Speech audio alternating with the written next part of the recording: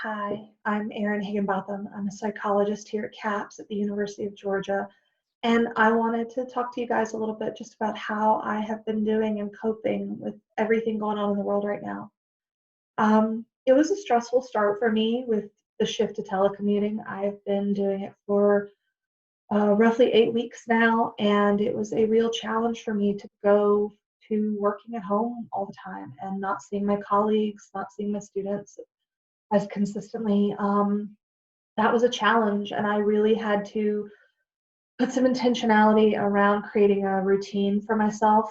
And so, most days now include work, catching up and checking in with friends and family, taking my dog for walks around our neighborhood, things like that, and then disconnecting at the end of the day and spending some time in the evenings for myself, catching up with friends and family even more, cooking dinner, watching TV or a movie or reading a book or all of the above, and then trying to get some good and relatively consistent sleep, which has been, turns out, a whole nother challenge for me because the worry and the stress that I am acknowledging during the day, there are some days I'm not doing as good of a job really addressing it, taking care of myself around it as I need to be. And so some nights my head hits that pillow and suddenly there it all is. And the worry's there and my mind is racing or I'm ruminating on something or I can't let go of something I saw on the news or I heard in a meeting.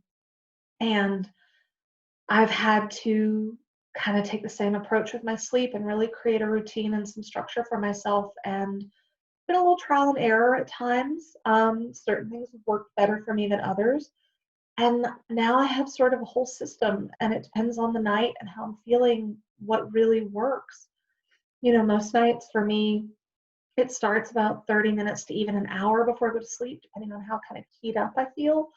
And I'm taking my dog for one last walk, and I'm turning off the TV and my phone and any lights I don't need, kind of minimizing that brightness. And I am taking some time to journal or stretch and do some yoga, or, if I feel that I can, trying to do some meditation or some mindfulness and sort of process through what I can, work through what I'm holding on to. And then I start into sort of my more typical nighttime routine. I'm washing my face. I use essential oils, so I'm putting some more calming oils in my diffuser to let that start permeating the air in my room. I'm putting lotion on my hands and feet, doing kind of a mini massage since I'm not really doing that right now.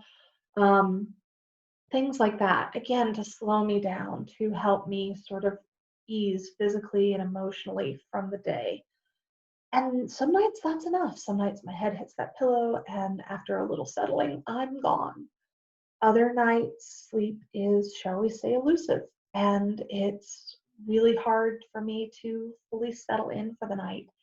And that's where I've started playing around with some resources that I've found that friends or colleagues have turned me on to.